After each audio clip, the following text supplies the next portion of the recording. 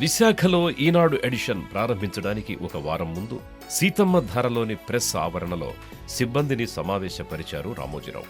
ఈనాడు భవిష్యత్తుపై మీ దగ్గరున్న ప్రణాళికలేంటి అని అడిగారు.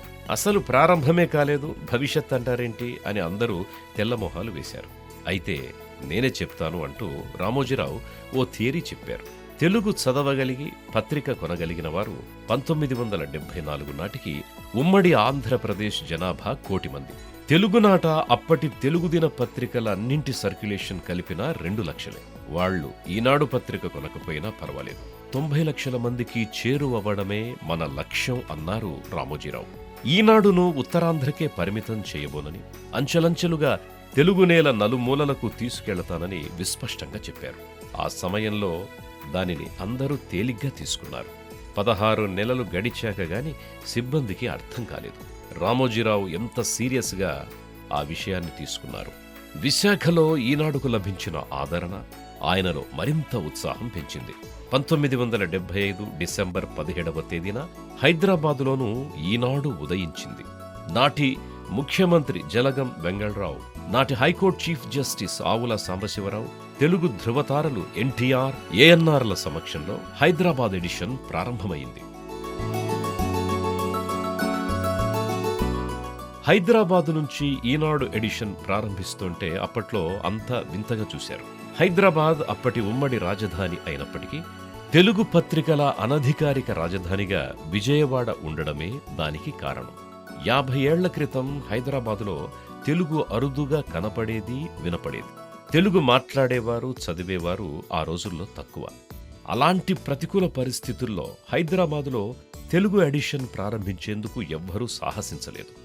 సవాళ్ల సవారీ చేసే రామోజీరావు మాత్రం 2వ ఎడిషన్ లాంచింగ్కి హైదరాబాదునే ఎంచుకున్నారు. భాగ్యనగరంలో ఈనాడును పాఠకులకు చేరువ చేసేందుకు సరికొత్త వ్యూహాలు రచించారు.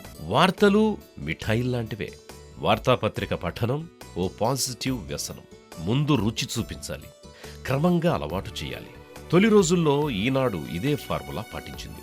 హైదరాబాదులో తెలుగు చదివేవారు, ఇతర ప్రాంతాల నుంచి వచ్చి ఇక్కడ స్థిరపడ్డవారు ఎక్కడెక్కడ నివసిస్తున్నారో తెలుసుకోవడానికి ఓ సర్వే చేశారు. కొద్ది నెలల పాటు నగరమంతా జల్లెడపట్టి సుమారు 50,000 చిరునామాలతో ఓ జాబితా రూపొందించారు. ఆ చిరునామాలకు వెళ్లి ఈనాడు ప్రతినిధులు హైదరాబాదులో కొత్త పత్రిక ప్రారంభిస్తున్నట్టు చెప్పారు. ఒక వారం పాటు ఉచితంగా అందిస్తాం, మీకు నచ్చితే పత్రిక చందాదారులుగా చేరండి, వద్దనుకుంటే మాకేమి చెల్లించాల్సిన అవసరం లేదని వినమ్రంగా చెప్పారు. ఆ ప్రయత్నం సూపర్ హిట్ అయింది. వారం రోజులు ఉచితంగా పత్రిక వేస్తే 20,000 మంది ఈనాడు చందాదారులుగా చేరారు. నాటికి రాష్ట్రంలో నంబర్ 1గా ఉన్న ఆంధ్రప్రభ సర్క్యులేషన్ హైదరాబాదులో 5,000 లోపే. అలాంటిది ఈనాడు మాత్రం హైదరాబాద్ ఎడిషన్ 20,000 ప్రారంభ సర్క్యులేషన్తో రికార్డు సృష్టించింది.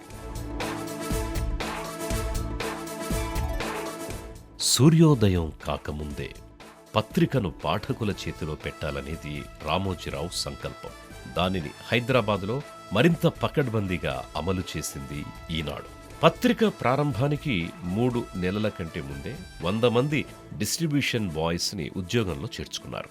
రోజు తెల్లవారుజామున 3 గంటలకు ఆఫీసుకు రావడం, 6 గంటలకు వెళ్లిపోవడం వారి పని.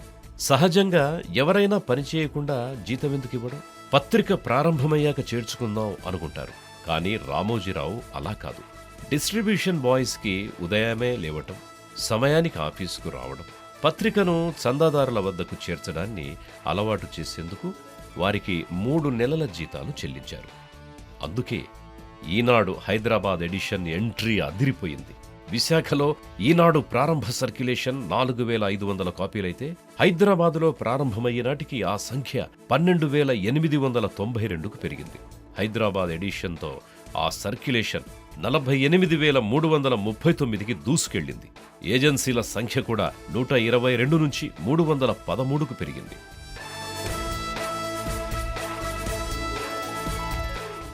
రాజధానిలో ఈనాడు ప్రచురణ ప్రారంభించడం ఈనాడుకు బాగా కలిసొచ్చింది. వార్తా సేకరణ యంత్రాంగం పటిష్టమై వార్తల నాణ్యత పెరిగింది. పరిశోధనాత్మక జర్నలిజాన్ని అందిపుచ్చుకుంది. ప్రభుత్వాల అవినీతిని వెలికితీస్తూ సంచలనాలు సృష్టించింది.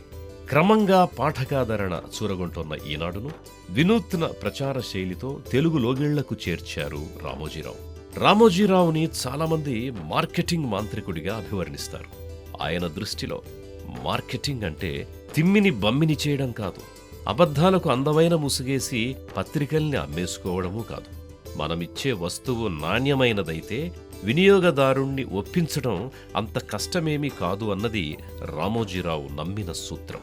ఆ నమ్మకంతోనే మార్కెటింగ్ సిబ్బందిని ఈనాడు రాయబారులుగా ప్రకటించారు ఆయన. గడప గడపకు పంపారు. ప్రజలు కూడా ఈనాడు ప్రతినిధుల్ని తమ వారిగానే గౌరవించారు. ఫలహారాలు పెట్టి మరీ పత్రికకు చందాలు కట్టారు. పత్రికలో మార్పులు చేర్పులు సూచించారు. అలా రాజధానిలో బలంగా పాగా వేసింది ఈనాడు. జంట నగరాల్లో వేళ్లూనుకున్న ఈనాడు తన 3వ అడుగు విజయవాడలో మోపింది. 1978 మేడే రోజున విజయవాడ ఎడిషన్ అప్పటి గవర్నర్ శారదా ముఖర్జీ చేతుల మీదుగా అట్టహాసంగా ప్రారంభమైంది. అప్పటి వరకు రాష్ట్రంలో 3 కేంద్రాల నుంచి ప్రచురితమవుతున్న పత్రికే లేదు. ఆ ఘనత సాధించడం ఈనాడు వ్యాప్తికి బాగా కలిసొచ్చింది. విజయవాడ ఎడిషన్ ప్రారంభంతోనే సర్క్యులేషన్లో 1,00,000 మైలురాయిని అధిగమించింది. అప్పటి వరకు ఎక్కువ సంచికలమ్మే ఆంధ్రప్రభను వెనక్కి నెట్టేసి అగ్రగామి తెలుగు దినపత్రిక స్థానాన్ని ఈనాడు కైవసం చేసుకుంది. 46 ఏళ్లుగా ఈనాడే నంబర్ 1. విజయవాడని అప్పట్లో వార్తాపత్రికల రాజధాని అనేవారు. అలాంటి చోట కొత్తగా వస్తున్న ఈనాడును ప్రగతి పదంలో నిలిపేందుకు చైర్మన్ గారు 1970 జనాభా లెక్కలను తీసుకుని అందులో 2,000 పైగా జనాభా ఉన్న ఊళ్ళన్నీ మార్క్ చేశారు. మళ్ళీ ఆ ఊళ్ళల్లో చదువుకున్న మగవాళ్ల సంఖ్య తీసుకుని అందులో కనీసం 10% మంది ఈనాడు పాఠకులుగా ఉండాలని టార్గెట్ ఫిక్స్ చేశారు.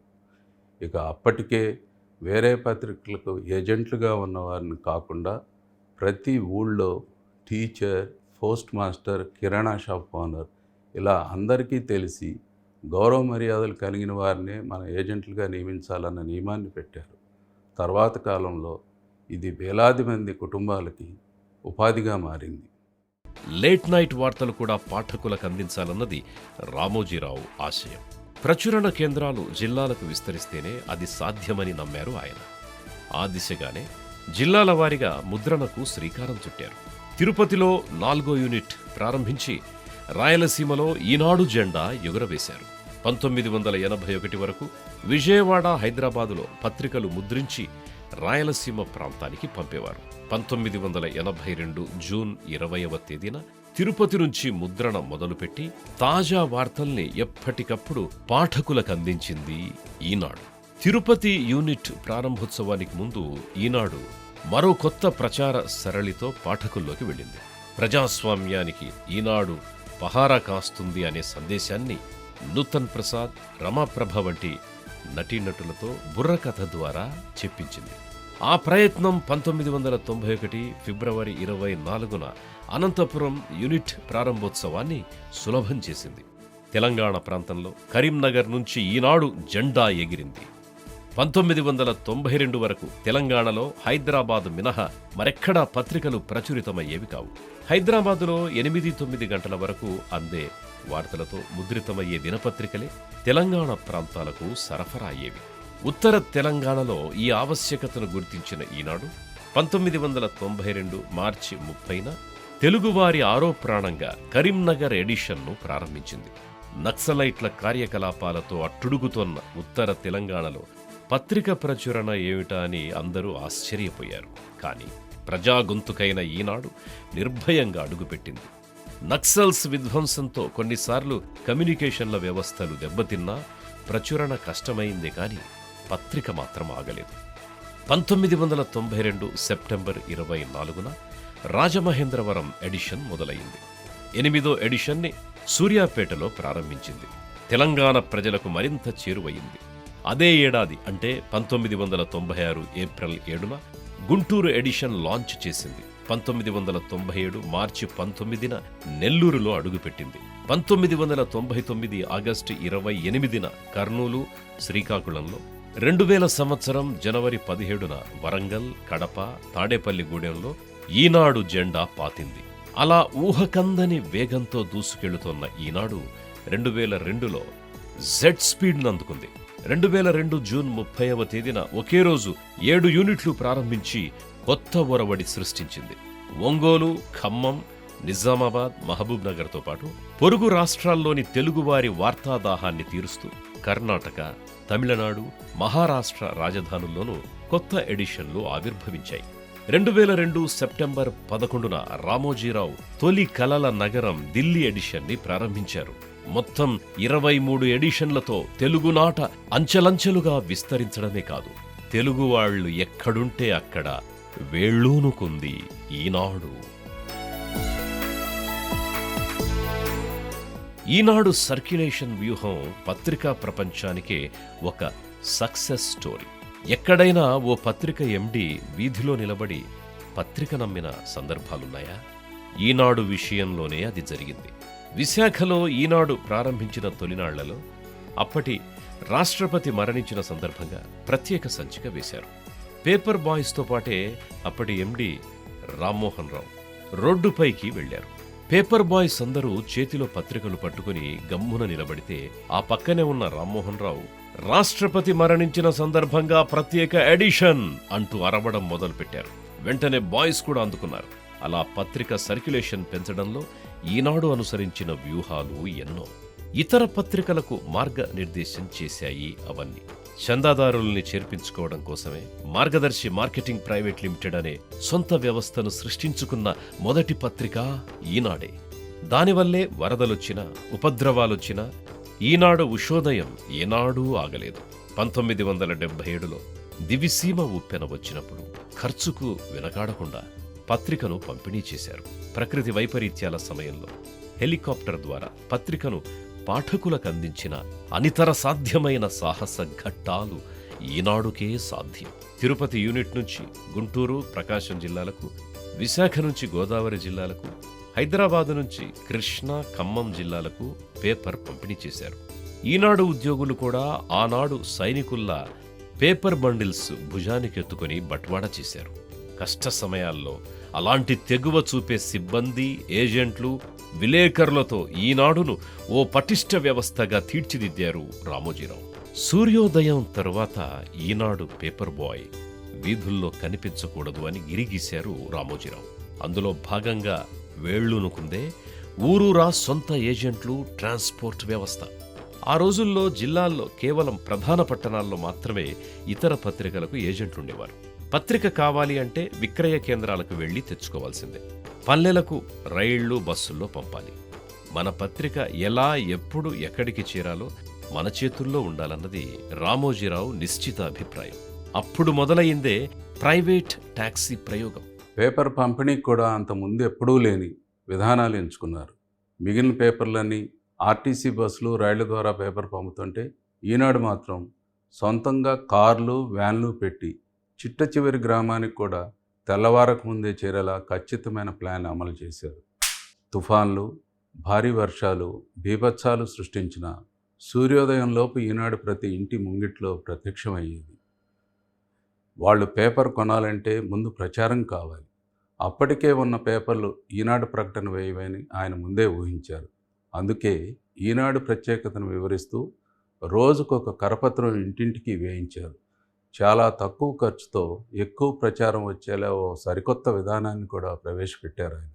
దేశంలోనే తొలిసారిగా రిక్షాల వెనుక ఉషోదయం మేలుకొలుపు ఈనాడు అని సైన్ బోర్డులు పెట్టించారు. అలాగే 10th, ఇంటర్ చదివిన కుర్రాళ్ళని సేల్స్ ప్రమోటర్స్గా పెట్టి ఇంటింటికి వెళ్ళి ఇంటిల్లిపాదికి ఈనాడు ఎలా ఉపయోగమో వివరించే ఏర్పాటు చేశారు. ఏ పత్రికకు సాధ్యం కాని డిస్ట్రిబ్యూషన్ వ్యవస్థతో పాటు ఆర్థిక క్రమశిక్షణ కూడా ఈనాడు లార్జెస్ట్ సర్క్యులేషన్కి రక్షణ కవచం. చైర్మన్ గారు మొదటి నుంచి కూడా నాకు ఆయనతో 40 సంవత్సరాల అనుబంధం ఉంది. ఆయన మొదటి నుంచి కూడా ఫైనాన్షియల్ డిసిప్లిన్ అనేది చాలా ముఖ్యం. ప్రతి ఆర్గనైజేషన్కి క్రమశిక్షణే మనకి విజయానికి దారి చూపిస్తుందని ఆయన ఎన్నోసార్లు చెబుతూ ఉండేవాళ్ళు. ఈ సందర్భంగా చైర్మన్ గారు మన మధ్య లేకపోవడం అనేది లోటుగా అనిపిస్తుంది. అయినప్పటికీ చైర్మన్ గారు మనందరికి సూచించిన బాధ్యతల వీలునామాను మరొకసారి జ్ఞప్తికి తెచ్చుకొని చైర్మన్ గారు మొదలుపెట్టిన ఈ యజ్ఞాన్ని మనందరం మరింత ముందుకు తీసుకెళ్ళి ఈనాడిని మరింత ఉన్నత శిఖరాలకి తీసుకెళ్లాలని నేను అభిలషిస్తున్నాను. ఈనాడులో నా ప్రస్థానం 43 ఏళ్ళు. తెలుగు జర్నలిజంలో కొత్త ఒరవడి కానీ, సమాచార సేకరణలో కానీ, డిస్ట్రిబ్యూషన్లో కానీ ఈనాడు చేసిన ప్రయోగాలు ప్రజల మెప్పుని పొందాయి. I'm very proud to be part of this glorious journey under the inspiring leadership of Shri Ramoji Rao. Media రంగంలో ఎన్నో డైనమిక్ చేంజెస్ వస్తున్నాయి. మారుతున్న రీడింగ్ హ్యాబిట్స్ని దృష్టిలో పెట్టుకుని ముందు తరాలకు కూడా పేపరు ఆసక్తికరంగా ఉండాలన్న ఆశయంతో కొత్త ప్రయోగాలు, కొత్త మార్పులతో ఈనాడుని మరింత ఆసక్తికరంగా రూపొందించాలని మా టీం అంతా కృషి చేస్తున్నారు. ఈనాడు విస్తరణతో పాటే సర్క్యులేషన్లో కూడా దూసుకెళ్లింది. ప్రాంతీయ పత్రికగా ప్రారంభమై జాతీయ స్థాయిలో తెలుగువారి కీర్తిని రెపరెపలాడిస్తోంది. 1974లో ఈనాడు ప్రారంభ సర్క్యులేషన్ 4500. అప్పుడు ఏజెన్సీలు 32. ఈ 50 ఏళ్ల ప్రస్థానంలో 21 కేంద్రాల ద్వారా ప్రచురితమవుతోన్న ఈనాడు 11,000 ఏజెన్సీలతో 13 లక్షలకు పైగా కాపీలతో ద లార్జెస్ట్ తెలుగు డైలీగా వెలుగొందుతోంది. సర్క్యులేషన్లో ఈనాడు ఎవ్వరికీ అందనంత ఎత్తులో శిఖరాగ్రంపై స్థిరపడింది.